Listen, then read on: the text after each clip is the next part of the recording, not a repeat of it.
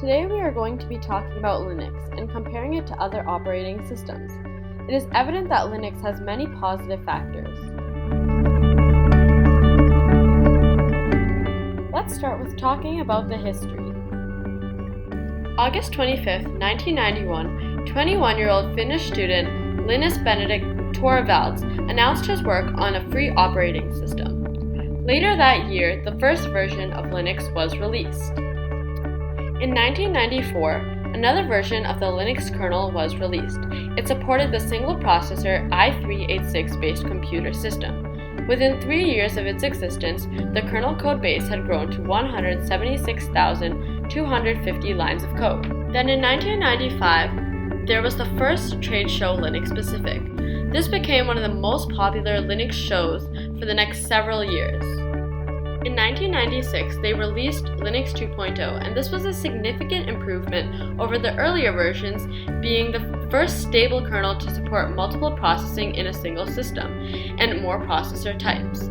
Linux became a serious alternative for many companies. 1998, December 4th, a report from IDC said that Linux shipment rose by more than 200% in 1998, and its market share rose by more than 150%. Linux had a 17% market share and a growth rate unmatched by any other system on the market. In 2000, Motorola Computer Group announced the release of its HA Linux distribution, and this was aimed at telecommunication applications that required very high amounts of uptime. In 2001, the US National Security Agency released Linux under the GPL, and this Linux offered additional layers of security checks in addition to the standard permission system. The Linux Foundation was founded in 2007 by the merger of the Open Source Development Labs and the Free Standards Group. In January 2009, the New York Times stated that it was an estimated 10 million people running Ubuntu. 2011, Linus Torvalds announced the release of Linux 3.0. In 2013, the Valve Corporation announced its Linux-based operating system for video game consoles. Now that we've talked about how the Linux has come to be, let's talk about the function of Linux. Linux is an open source operating system. And open source software can be freely licensed, and users can copy or even change the code. An operating system is software that manages all of the hardware resources associated with the desktop or laptop. So essentially, it's communication between the hardware and software. The most popular Linux distributors are Ubuntu Linux, Linux Mint, Arch Linux, Deepin, Fedora, Debian, and OpenSUSE. Now let's talk about what technology this operating system is used in.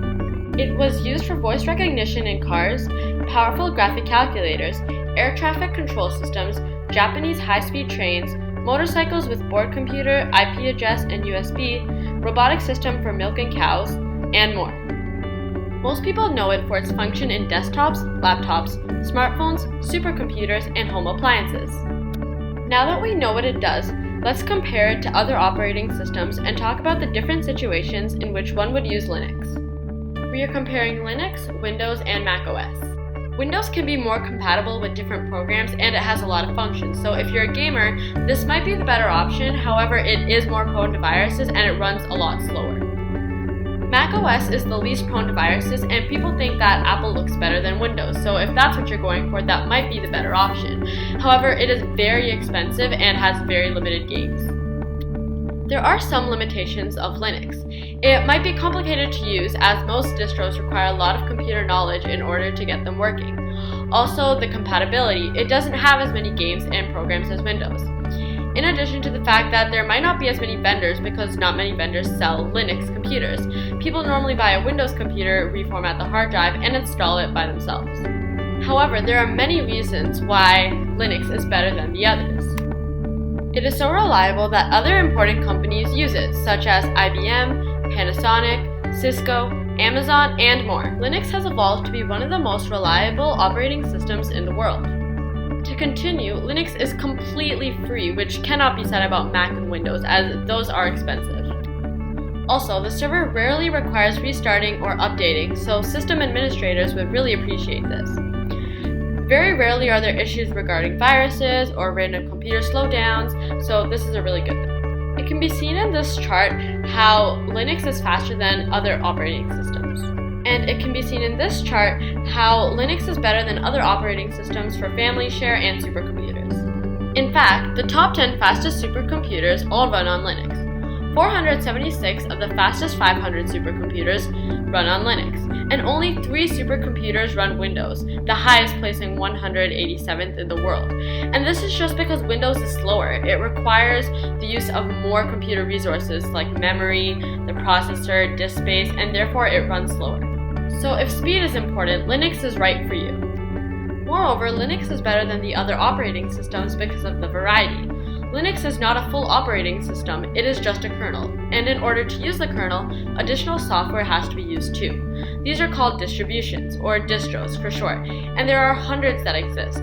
This is positive because with so many versions of using Linux, there will always be one that will suit your need and taste. So we've talked about the various users' needs that Linux can accommodate to, such as being a reliable computer system, being fast and efficient, being free.